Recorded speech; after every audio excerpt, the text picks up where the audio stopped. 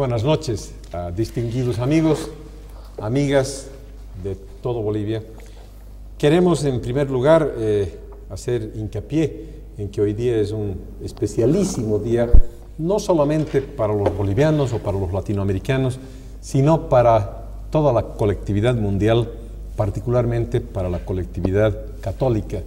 Tenemos un nuevo Papa, es un Papa latinoamericano, es un Papa argentino, nacido y desarrollado en la Argentina, y hacemos votos pues para que este día tan especial signifique la revigorización de la Iglesia Católica, que durante los últimos años ha tenido muchísimos problemas, y el nuevo Papa, más allá de ser un símbolo del nuevo mundo, un símbolo de la esperanza, tiene que acometer una labor tremendamente importante. La crisis de la Iglesia Católica requiere de un Papa que tenga los hombros suficientemente anchos, pero sobre todo la fe puesta en Dios para reivindicar una Iglesia que tiene que ser lo que siempre ha sido, líder de la humanidad, del pensamiento y de la filosofía cristiana.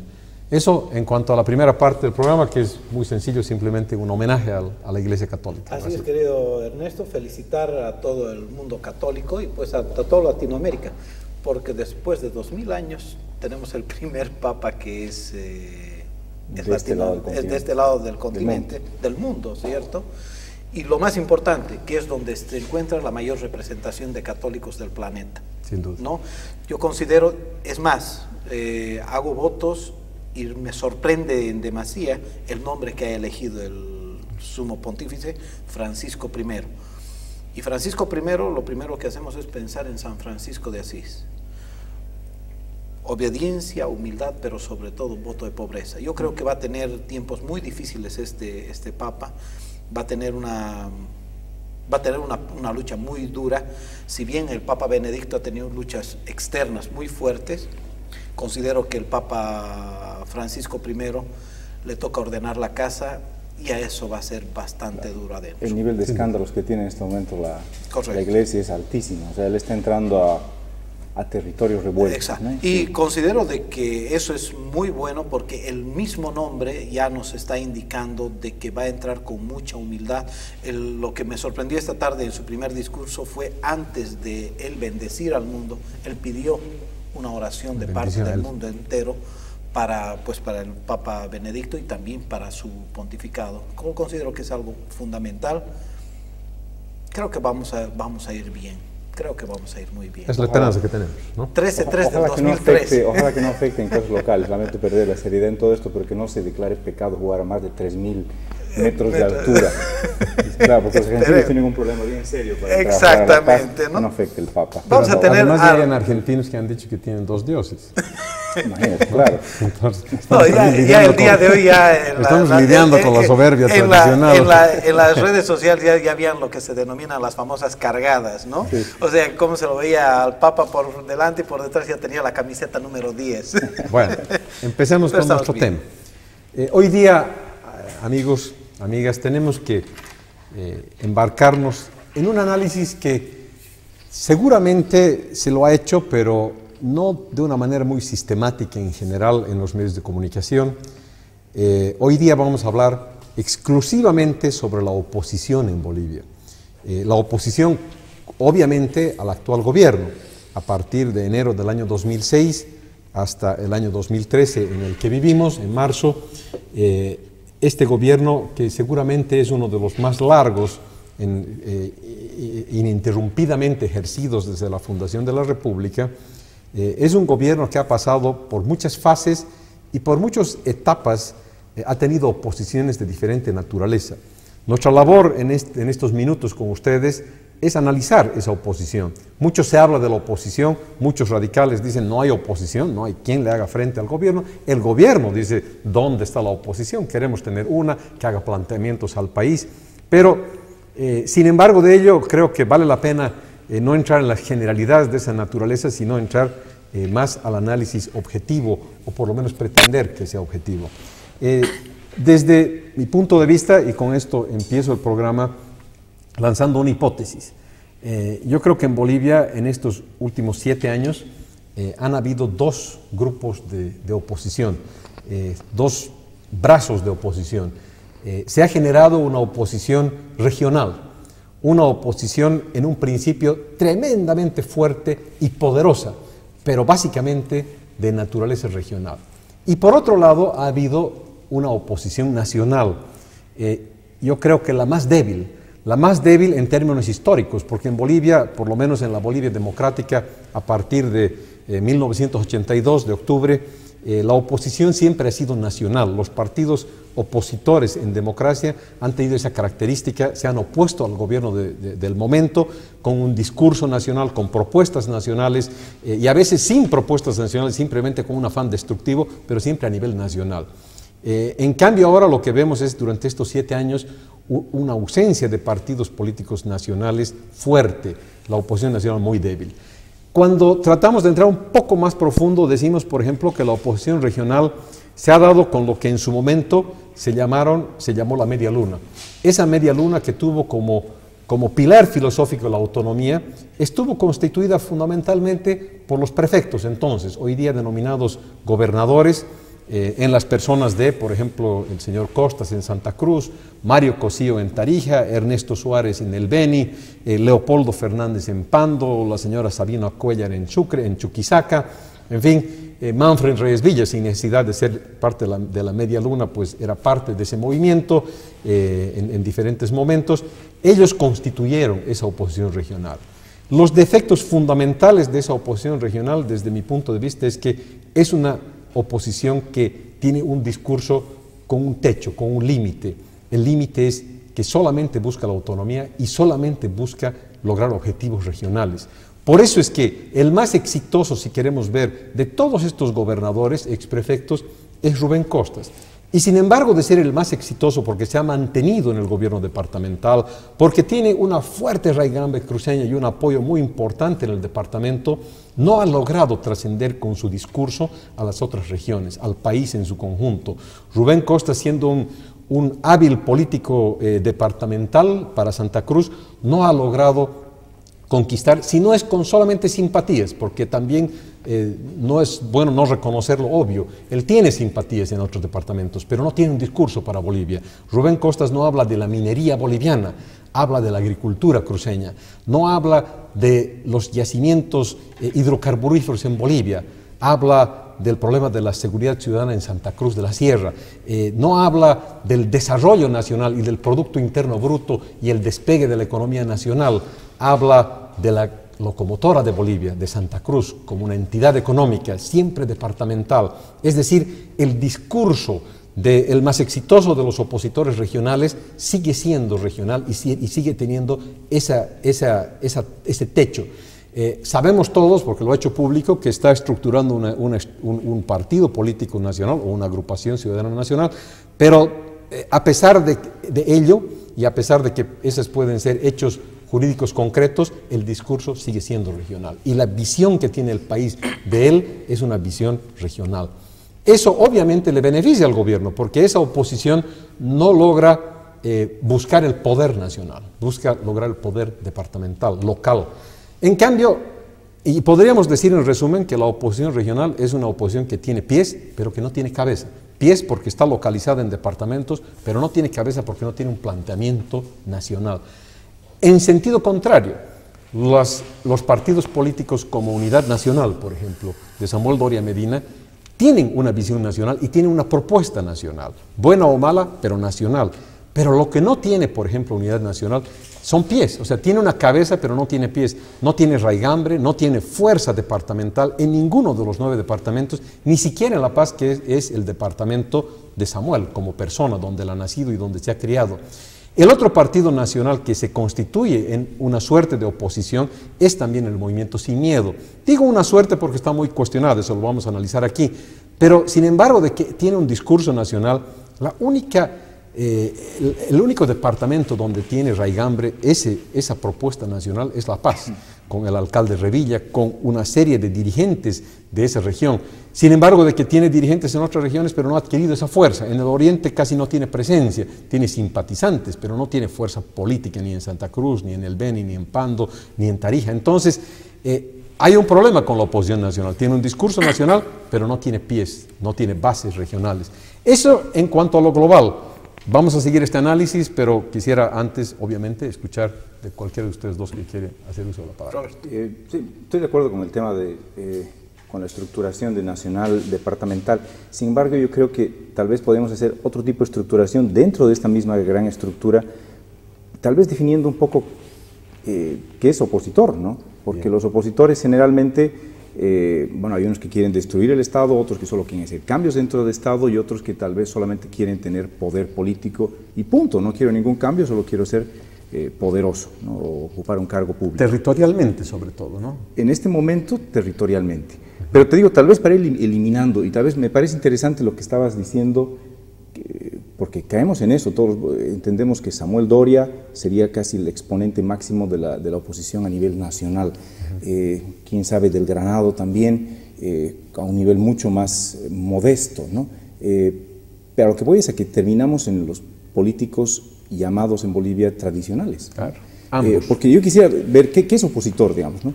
Opositores hay unos señores que han sido exiliados, opositores nacionales y opositores departamentales, exiliados. ¿Ellos siguen categorizándose como opositores?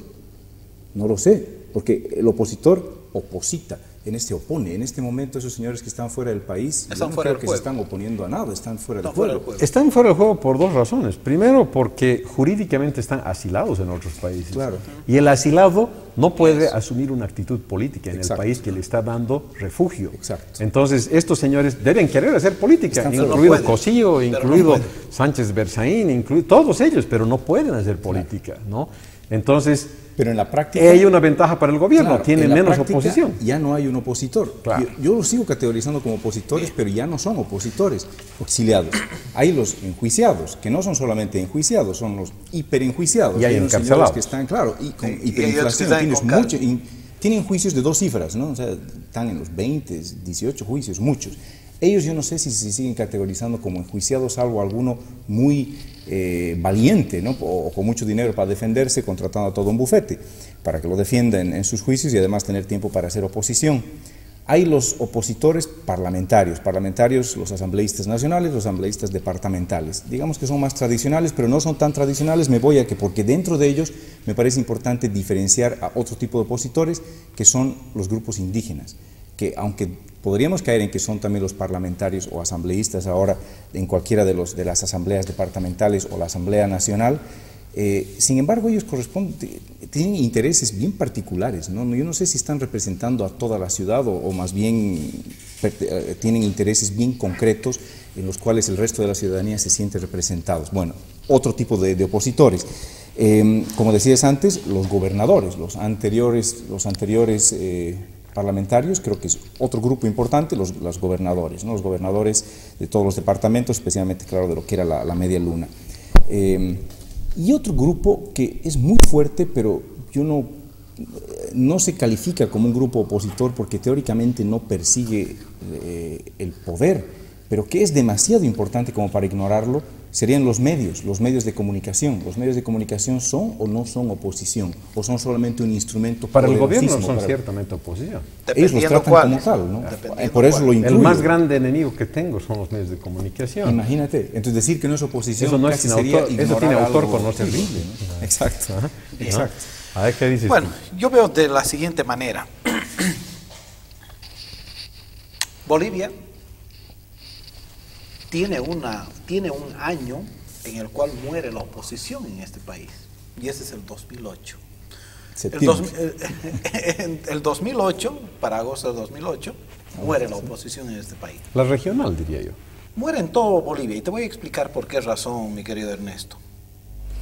En ese momento se da el famoso revocatorio para los prefectos, que en ese momento eran prefectos. Y ahí demuestran claramente todos los que están metidos en los que acabamos de hablar, ¿no es verdad? Todos los de los partidos tradicionales, los nuevos, los antiguos, todos los que quieran, vemos una falta de coherencia y de solidaridad y de estrategia política y de visión futura de la política. Demuestran que son unos enanos en la política, absolutamente, la mayoría. Cuando había, por ejemplo, el de La Paz, que era en ese momento era José Luis Paredes, que se oponía al revocatorio, Manfred Reyes Villa se oponía al revocatorio, el único prefecto que tenía las de ganar y que al mismo tiempo se manifestó en contra vehementemente fue el de Pando, que hoy en día está en la cárcel. Él agarró y claramente dijo, el revocatorio no va a solucionar los problemas coyunturales que tiene la nación y menos va a ayudar a pacificar el país. Dicho y hecho. Y va a romper la media luna. Y va a romper la media luna, que fue así. Sí. Quienes se portaron muy mal fueron Santa Cruz, fue Tarija y fue el Beni. Se portaron muy mal. Si estos tres prefectos hubieran asumido una cohesión, en este momento tendríamos una situación totalmente contraria a la que vivimos actualmente. Existiría una, pongámosle así, una oposición orgánica, con muchos de los defectos y muchos problemas, pero tendríamos algo muy productivo y beneficioso para el país. Estoy de acuerdo cuando Roberto habla de la oposición, de que existe una oposición, por ejemplo, parlamentaria, ¿sí? Pero dentro de esta oposición parlamentaria, que son 42 las personas que funcionan ahí y 10 senadores, que en realidad vendrían a ser 52 personas, solamente vemos en los medios de comunicación o vemos en diferentes ámbitos, no más allá de 5 o 7 personas que pueden salir a hacer una propuesta. Una gran mayoría de los opositores simplemente salen a chillar sin una razón ordenada y coherente a diferentes elementos políticos de la nación. Yo creo, a ver, haremos un corte porque nos están pidiendo y luego proseguimos con el análisis.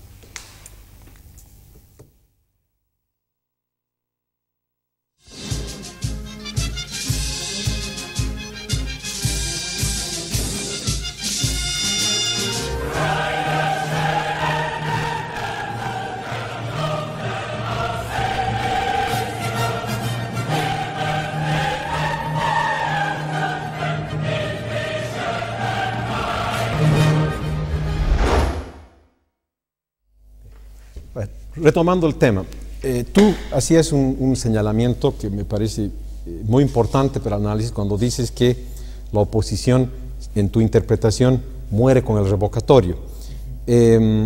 Yo veo las cosas así. Yo creo que la única oposición que ha tenido el gobierno del MAS, el gobierno de Evo Morales, sin duda alguna, pero sin duda alguna, ha sido la regional. Es decir, no ha habido una fuerza política o unas fuerzas políticas que durante estos 7 años hayan causado tanto impacto sobre el gobierno como lo hizo esa oposición regional. Porque esa oposición, aunque no tenía un discurso nacional, aunque no lanzaban ideas para tomar el poder nacional, tenían un solo discurso, la autonomía. Y con ese discurso, aunque sea limitado en cuanto a su espectro ideológico, lograron arrinconarlo al gobierno porque obtuvieron demasiada adherencia en Santa Cruz, en el Beni, en Tarija, en Pando. Lograron tanta adherencia que en un momento dado, y para eso estamos aquí, en un momento dado se percibió, inclusive en Santa Cruz se percibió, para mucha gente se percibió que estos dirigentes estaban buscando la ruptura del país. Y no solamente para analistas bolivianos, en el mundo se publicaron artículos por parte de politólogos norteamericanos inclusive, de que Bolivia estaba en vías de una separación, de una partición en dos. Entonces, ese hecho, el mero hecho de que se hable de una partición de Bolivia, el mero hecho de que en el mundo haya gente que escriba artículos en ese sentido, estoy seguro que hizo temblar a más de un par de rodillas en el Palacio Quemado. Porque ningún gobernante boliviano tendría perdón por siglos de los siglos a venir si fuera el causante de la partición de Bolivia, ¿no es cierto? Entonces, en ese momento, ¿no?, en el momento en que se toma conciencia de que esta oposición, no sabemos si buscaba o no lo buscaba, el mero hecho, el simple hecho de que se hable que buscaba esa separación, ya hizo obviamente temblar al gobierno boliviano, y el gobierno en ese momento tuvo que retroceder muchísimo. De haber ellos asumido una conducta, por ejemplo, te digo, contraria absolutamente a la autonomía, ¿no es cierto?, cambiaron de discurso, pero de la noche a la mañana, sin ningún desparpajo, sin fundamentar el cambio, y se volvieron autonomistas. Obviamente de discurso, todos lo sabemos eso, pero cambiaron de opinión. Y tan cambiaron de opinión, tanta fuerza tuvo esa oposición, que lograron incrustar, y lo digo así, incrustar en la Constitución el concepto de la autonomía como uno de los pilares fundamentales del Estado plurinacional de Bolivia, cosa que no quería ni el presidente Evo Morales, ni ninguno de sus ministros, ni nadie de la estructura partidaria del MAS y de los movimientos sociales, pero lo tuvieron que hacer. ¿En virtud a qué? A una oposición regional feroz, popularmente apoyada, que buscaba poder político en Bolivia y seguramente buscaba intuitivamente acortar el poder, recortar el poder del gobierno central y del gobierno de turno, pero que en el fondo se les pasó la mano porque empezó a percibirse dentro y fuera de Bolivia que era una oposición que tenía algunos síntomas de querer romper el país en dos. Y frente a eso, la respuesta del gobierno fue cruenta, fue durísima. No solamente se llegó al Hotel Las Américas y se mató a Rosa, conectando todos estos hilos juntos, sino que además se instituyó en la propia legislación boliviana, ¿no es cierto?, que los movimientos que tiendan a separar a Bolivia, a la ruptura del país, tendrían la pena máxima, ¿no es cierto?, como la sanción como la sanción aleccionadora para quienes asumieron una conducta de esa naturaleza. Entonces, para mí no cabe duda que esa fue la oposición más dura, pero que se le pasó la mano, sobre todo se le pasó la mano con la toma de las instituciones en Bolivia. La toma de metida de pata y el tema por venir. Claro.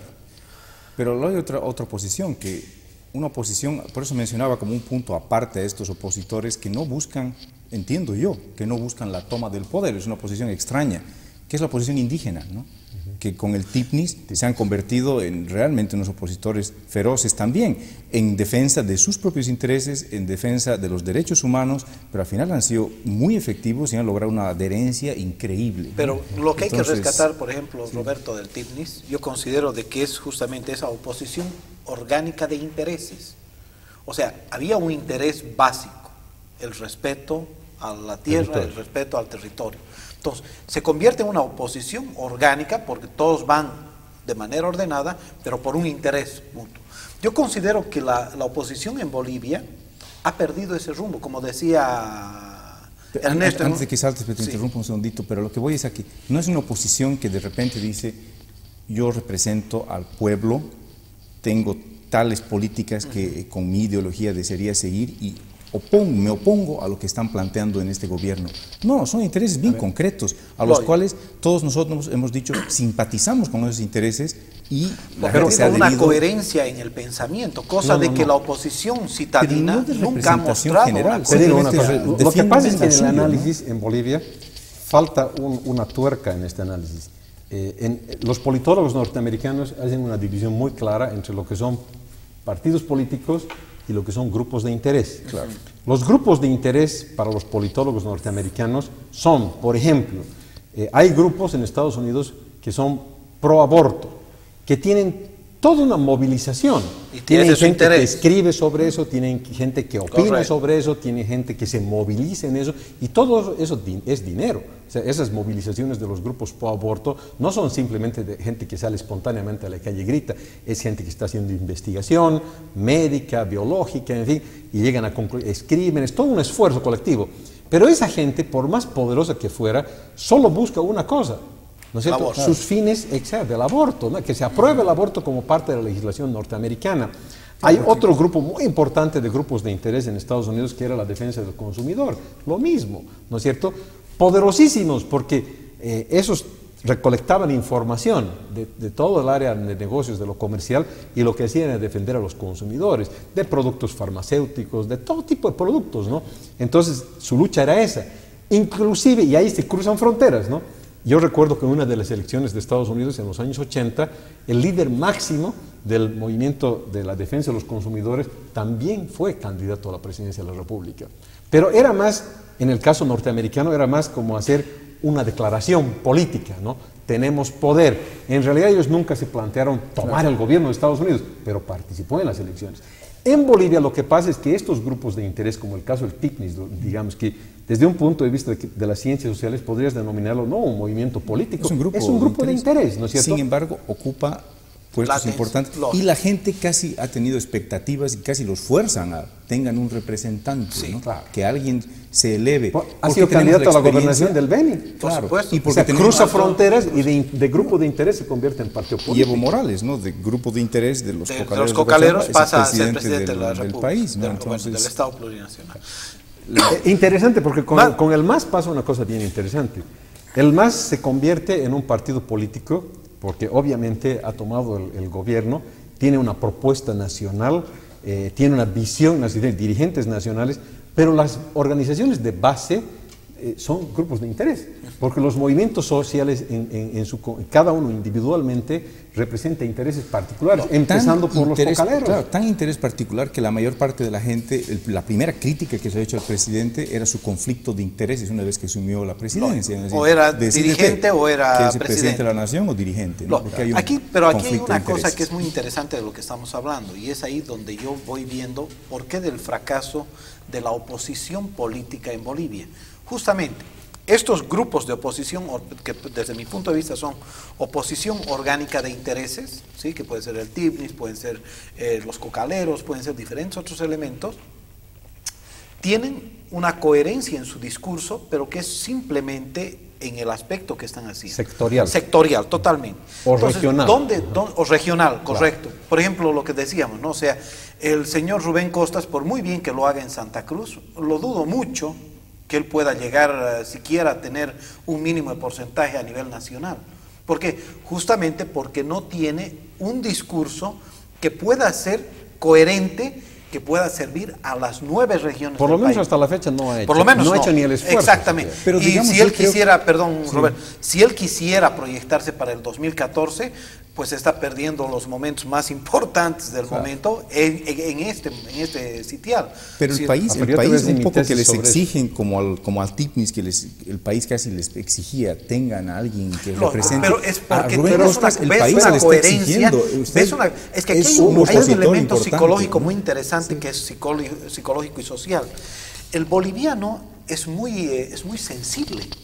Los bolivianos somos muy sensibles. No, los humanos, ¿no? Y creo pero en especial los bolivianos somos muy sensibles en el sentido de cuando vemos niños marchando, vemos mujeres marchando, y estamos marchando por la ecología, estamos marchando por la madre tierra, estamos marchando por aquellos altos ideales del ser humano. Considero de que la oposición tenía muy buenos ideales, pero hay un grave problema en nuestro país, y para esto voy a hacer una analogía con el fútbol. El movimiento al socialismo es un equipo de fútbol, ¿no es verdad? ¿Cuántas camisetas 10 hay en ese partido? Hay una sola, que se llama Evo Morales Jaime. Chao, no hay más. Es su virtud también. Es su virtud, por eso.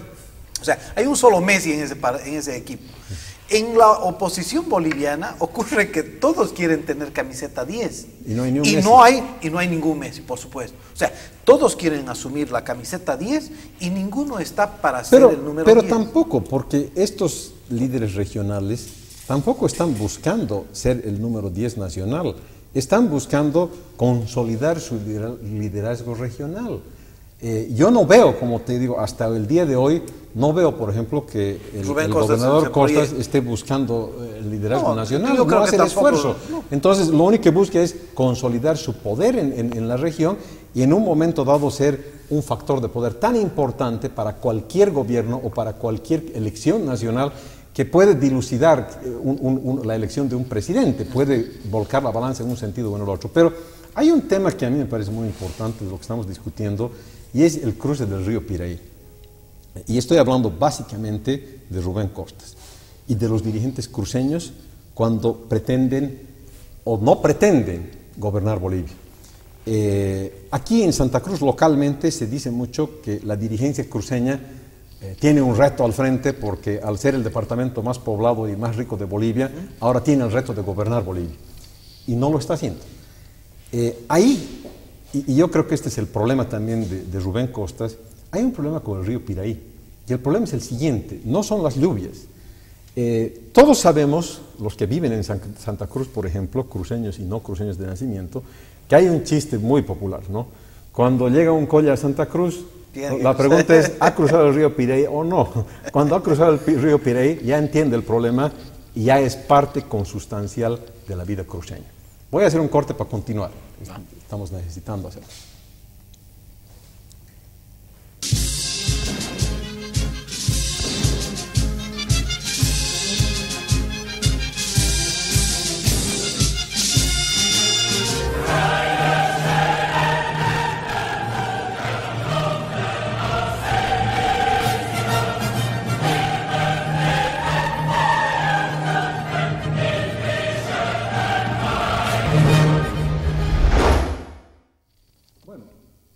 Hablamos del río Pirey. Entonces, ese es el chiste, ¿no? El chiste es que cuando un colla llega a Santa Cruz, entonces dicen, este ha cruzado o no ha cruzado el río Pirey. Cuando dicen cruzó, quiere decir que se volvió consustancial a la realidad cruceña. Entonces, es uno más, digamos, ¿no? Entiende la problemática. Ahora yo veo un problema a la inversa. Rubén Costas no ha cruzado el río Pirey en el otro sentido, ¿ya? Es un problema para la dirigencia cruceña cruzar el río Pirey. No, obviamente, hacia los Andes, ¿no? Porque el cruzar el río Pirey en la historia de Santa Cruz ha tenido costos bien elevados. Es decir, gobernantes, por ejemplo, como el general Banzer, si bien ha sido un cruceño de nacimiento y un hombre querido por muchos en este departamento y en Bolivia toda, por esa dirigencia cruceña más radicalizada, digamos, ¿no? Él no es considerado como uno más. Es decir, a los que cruzan el río Pirey en sentido contrario se los suele denominar y catalogar como enemigos de Santa Cruz, porque empiezan a perder el discurso estrictamente local, estrictamente cruceño. Entonces, cuando un cruceño empieza a hablar sobre la minería en Potosí, o sobre el problema habitacional en La Paz, claro, y empieza a proponer que se invierta mucho dinero para la reacción económica en La Paz, eres un traidor a Santa Cruz. Entonces, es un problema ya existencial para un dirigente cruceño cruzar el río Pirey en sentido contrario, porque inmediatamente lo cruzan y se vuelven consustanciales con la problemática boliviana, automáticamente se convierten en una suerte de enemigos de la problemática local. Estarían esperando que les pidan, digamos, ¿no? Claro, entonces, no habría otra forma es muy duro para ellos, y yo entiendo esta situación. Y ten en cuenta, la única forma que hemos tenido en nuestra historia es de que gente de muchísimo valor cruceño, ¿sí?, que podría haber llegado a la primera magistratura del país en diferentes oportunidades, siempre ha sido bloqueada por sus mismos es que es este discurso el que los aleja. Y yo estoy totalmente de acuerdo con ello. ¿Dónde considero o dónde creo que se encuentra el punto de inflexión? Es justamente en una nueva élite cruceña, ¿sí?, pero académicamente preparada para poder llevar adelante el reto de la oposición nacional. ¿Qué significa esto? Lo que bien tú decías, que nazca desde Santa Cruz la propuesta para el país. Sin que esa propuesta signifique una traición a los intereses regionales. Pero para eso, ¿qué necesitas? Tener una concientización del liderazgo cruceño actual, ¿sí?, de esa propuesta y de esa nueva forma de poder ver el liderazgo a nivel nacional. Considero de que eso es muy importante, pero para eso necesitas un elemento básico: coherencia de ideas. Ser coherente y ser totalmente solidario y desprendido de lo que vayas a hacer.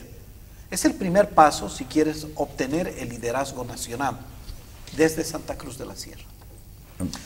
Me parece, sí, comparto la idea, pero en un 50%. El otro día en un programa mencionaba algo parecido. Yo no creo que por el tema de la idea que nazca de Santa Cruz. Yo creo que si sale de Santa Cruz va a ser un problema demográfico. Santa Cruz ya es la más poblada, la más rica económicamente, la más grande en extensión. Mira, no hay por dónde. Casi que no tengo ni importancia con esa proporción a nivel nacional, es casi vergonzoso, digamos, ¿no? Va a caer por su peso. A lo que voy, esto hace un rato mencionabas el tema de una oposición desestructurada. Sí, es una oposición desestructurada. Yo creo que no hay manera de estructurar una oposición cuando tienes muchos partidos políticos. Propongo, pero no hay forma de estructura. Yo creo que la estructuración viene por las ideas, hace un rato hablamos de los grupos de interés, por los intereses, por los temas a tratar. Yo creo que eso lo hace horizontal y se estructuraría verticalmente hacia quien maneje esta especie de, o quien dirige esta especie de estructura, si es que la llamamos estructura. En los países que siguen un sistema que se llama el sistema Westminster, como Inglaterra, tienen lo que se denomina el gabinete en la sombra, ¿no? Una especie de gobierno en la sombra, en donde hay un ministro de Relaciones Exteriores, un ministro de Economía, un ministro de todo, paralelo al ministro que efectivamente está ejercitando las funciones. ¿Qué hace este señor? Es un opositor que sabe exactamente qué pasa en cada una de las carteras y de vez en cuando pues tiene que exponer el problema, y es un opositor pues, fiero y con mucho conocimiento de causa. ¿Por qué abogo por una idea semejante?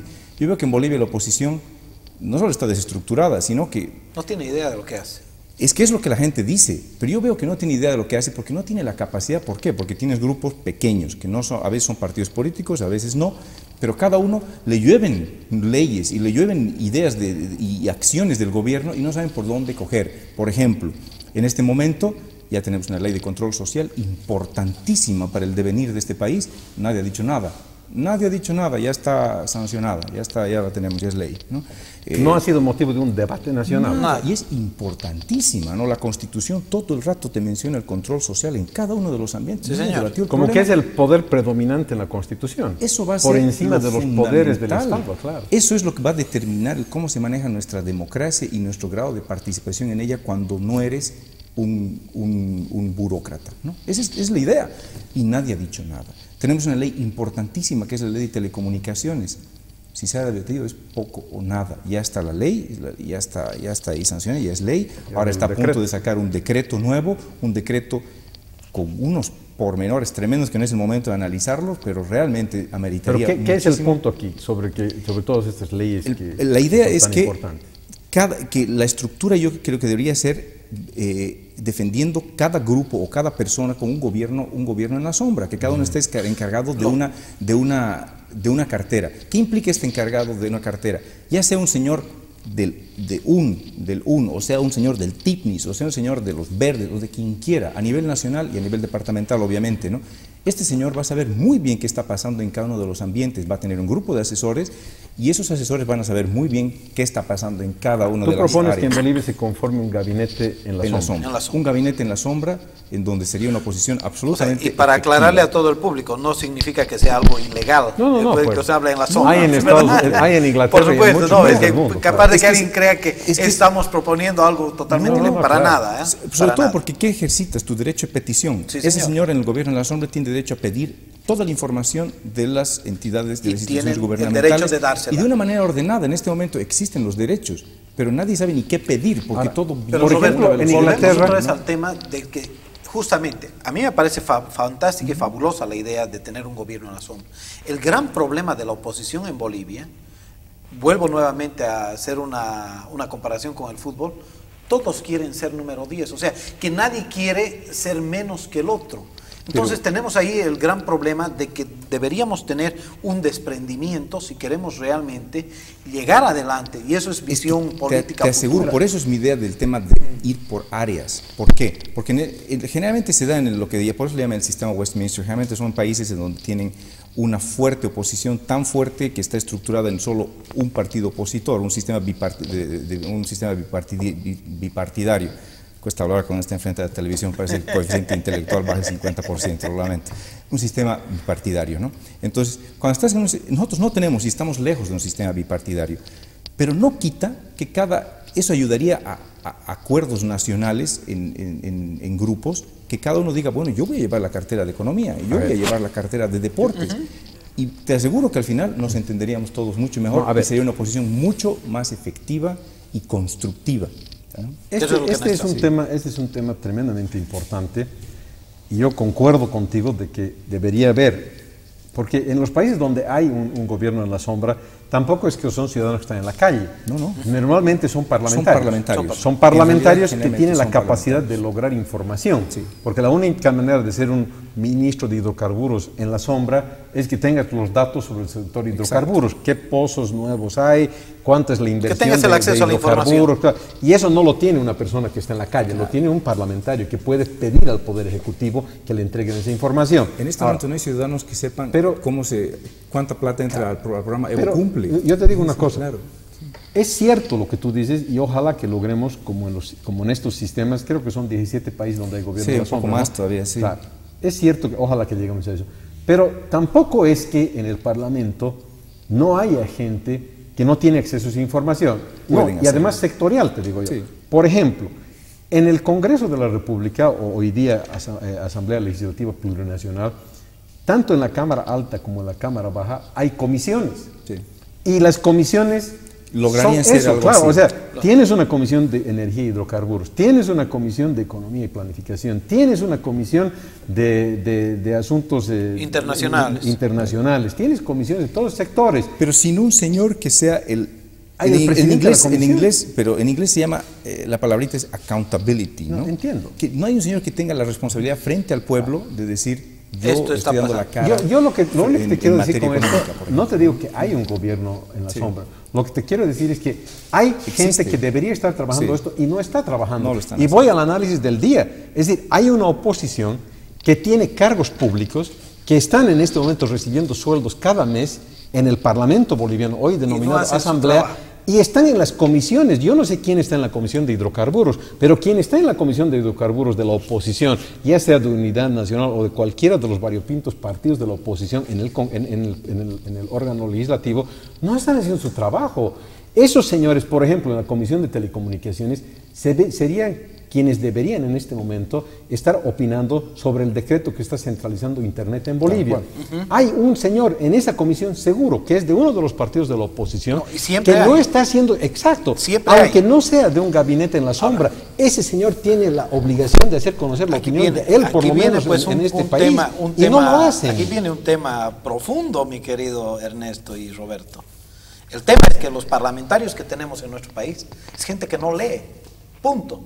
No leen, y por causa de que estos señores no tienen la simple voluntad de leer, 10 millones estamos sufriendo los problemas. Es más, estamos sufriendo, hasta el mismo gobierno está sufriendo, porque el gobierno tiene que trabajar 3 veces más un trabajo que le podrían hacer sus propios parlamentarios. Entonces, considero que el gran problema, no solamente de la oposición, sino de todo el sistema parlamentario de nuestro país, es de que la gente no lee. Bueno, pero ahí estás tocando otro tema tan grueso como el que toca Roberto. Roberto dice, aquí hay un problema, no hay un gobierno de la sombra, tiene toda la razón, y ha tocado el bipartidismo, que no lo estamos discutiendo a fondo.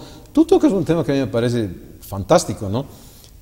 Yo conocía un politólogo en Estados Unidos que fue profesor mío, que escribió un libro que se llamaba La excelencia y la democracia. O sea, casi era la excelencia versus la democracia. Y básicamente el libro, lo que decía, la tesis del autor era que en la democracia también tenía que haber excelencia, que no era simplemente la simpatía que hace un líder. Es decir, ¿cómo conjuga el sistema democrático norteamericano para que un líder querido por su pueblo a la vez sea una persona muy capaz, de primera línea, ¿no? Ese nivel de democracia es difícil de lograrlo.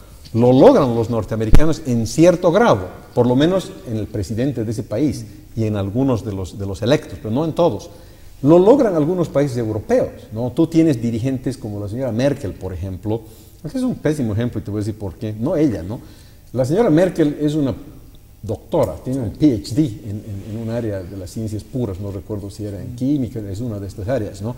Eso es pues excelencia y a la vez eso es democracia, porque ella es una persona muy popular en su país. Entonces logras encumbrar en la primera magistratura una persona súper capaz y también súper querida y súper popular, ¿no es cierto? Obama es el ejemplo más claro, es un hombre de una brillantez intelectual impresionante y amado por su pueblo, ¿no es cierto? El gabinete de Obama hay un premio Nobel, ¿no? Sí. Entonces, ellos logran. En los países en desarrollo, eso no se logra. En los países en desarrollo, y particularmente los países latinoamericanos, lo que vemos es que muchas veces una persona muy popular, ¿no es cierto?, tremendamente amada por su pueblo, idolatrada por su pueblo, tiene una formación académica paupérrima. Sí, entonces, ahí la democracia no está demostrando que da resultados buenos. Lo único que demuestra es que una persona muy querida llega al poder, pero esa persona muy querida no tiene la capacidad. La peor parte es que ni siquiera se reúne o se junta con aquellos que podrían darle algo de luces. Es lo que Aristóteles llamaba la distorsión de la democracia, ¿no? Que le llamaba la oclocracia. Con insistencia me piden hacer en este momento un corte, y vamos al corte.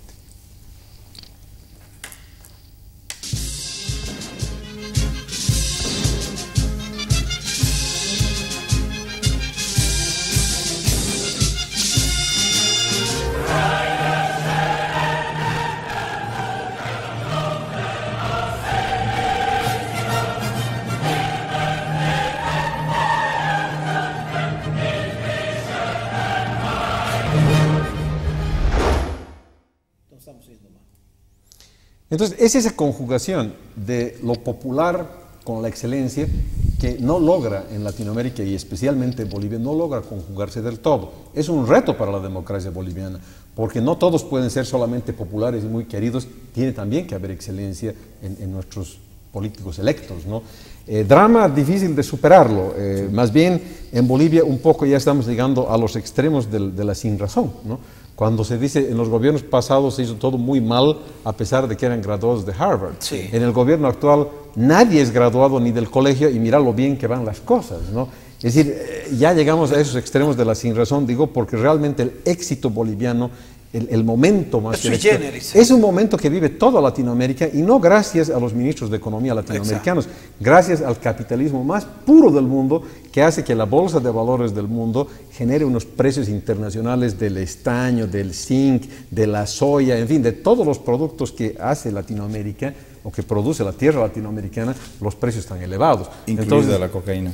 Incluida la cocaína, que no está en la bolsa de valores, pero es parte del sistema capitalista. O sea, ese crudo sistema capitalista, que es la demanda y la oferta y la demanda, hace que los precios estén tan elevados y se beneficie la democracia del siglo, el socialismo del siglo XXI.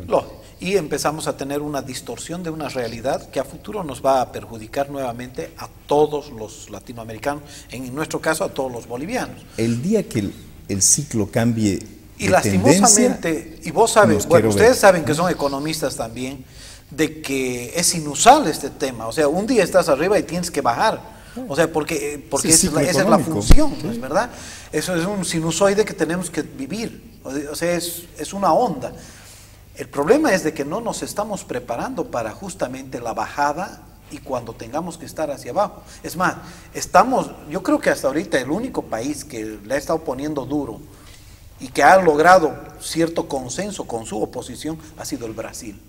El Brasil, el primer momento que Lula agarra y dice, hemos decidido pagar, qué sé yo, al Club de París, hemos decidido pagar al Fondo Monetario Internacional, se han puesto en una posición justamente pensando en que cuando la parte sinusal de la economía les agarre en un buen momento. Volvamos al tema del día, que es la oposición. Cierto. Yo les pregunto a ustedes, ¿y dónde están los partidos políticos tradicionales? ¿Dónde está ADN, Acción Democrática Nacionalista? Que me dicen que todavía tiene personalidad jurídica, parece que han ordenado sus papeles, pagado deudas, no sé qué. ¿Dónde está el MIR? ¿Dónde está el MNR? ¿Tienen o no tienen opción? ¿En qué andan ellos?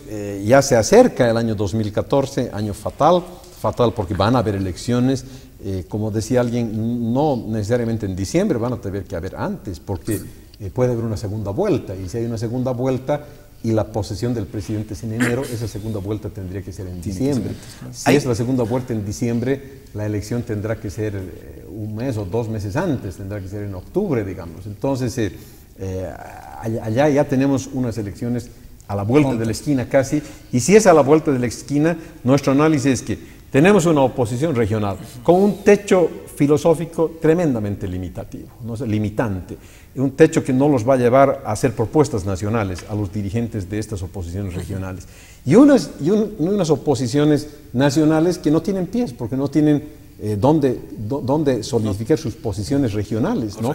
Y los partidos tradicionales que son no existentes o en su defecto se han chorreado hacia las nuevas expresiones políticas. Los partidos tradicionales están o insertos en los nuevos grupos o están en el primer grupo que decía, de los exiliados. No, yo creo que es que aquí hay un problema y aquí desnuda una realidad de lo que eran los partidos tradicionales. el que tiene el poder económico es el que es el dueño del partido y es el que maneja los hilos. Por ejemplo, tenemos al MIR, que tenía un grupo X de personas, que eran los que ponían, y existía el partido. El ADN tenía lo mismo, lo propio, gente que ponía, y existía el partido. El MNR, lo propio, tenía un líder que ponía y existía el partido. El problema es de que no están sabiendo capitalizar, considero yo, ninguno de estos partidos, sea el MIR, el ADN, el MNR, es más, hasta la misma UN, me atrevería a decir, el Sin Miedo, a capitalizar el elemento humano que tienen dentro. Considero que no están logrando hacerlo. Yo creo que el MIR prácticamente ha muerto, ¿no? El líder histórico no lo veo en política, hace declaraciones muy interesantes, mejores que las que nunca ha hecho en su vida, será por la idea de la experiencia, pero no lo veo en la actividad pública. Ya está fuera. Veo que ADN no tiene por dónde, hay interés de algunos ADNistas, pero no es suficiente el interés. En el MNR veo un interés, pero más que todo, bases movimentistas que existen en todo el país, aquí en Santa Cruz muy fuertes, ¿no es cierto?, que lo que necesitan es un liderazgo y están buscando ese liderazgo. Pero si no logran establecer, el MNR, por ejemplo, si no logra establecer una dirigencia nacional con visión nacional, con propuesta nacional, pues esas bases no le van a servir sino para apoyar a una otra fuerza política.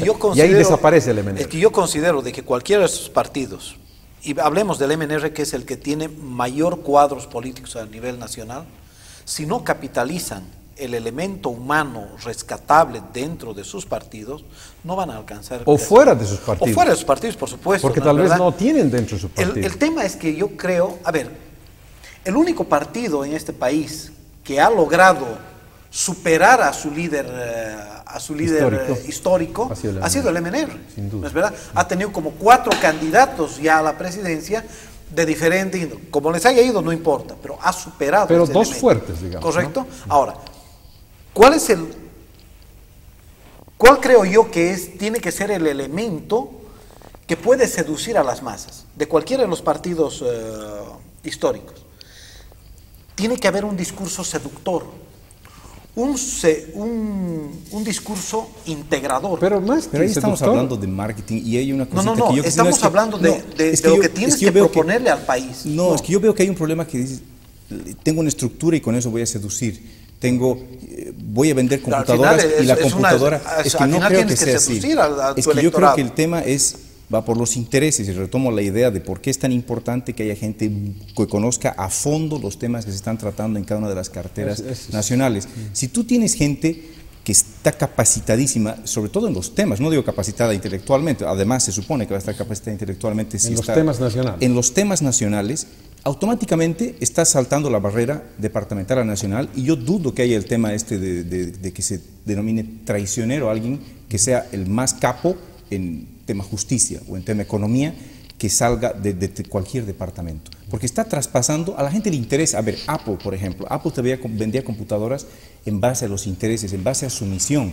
¿Por qué gana a otras empresas? Porque otros te dicen, tengo una computadora, pero bueno, eso no es suficiente. Yo tengo una computadora que tiene una misión, debe ser la mejor diseñada, y a ti te gusta que se diseñen bien las cosas, y a la gente le gusta, se siente identificada con ello. Yo creo que sí hay unos señores que saben bien los intereses nacionales, a la gente le seduce eso. Y tienen que tener otra condición sine qua non, no tener historia de la corrupción. Bueno, porque si son partidos que han muerto o que están agonizantes, es por el tema. Exacto. Por eso te decía, tienen que revalorizar a todo el elemento humano. Se nos ha cumplido el tiempo. Ha sido una conversación y un debate muy interesante.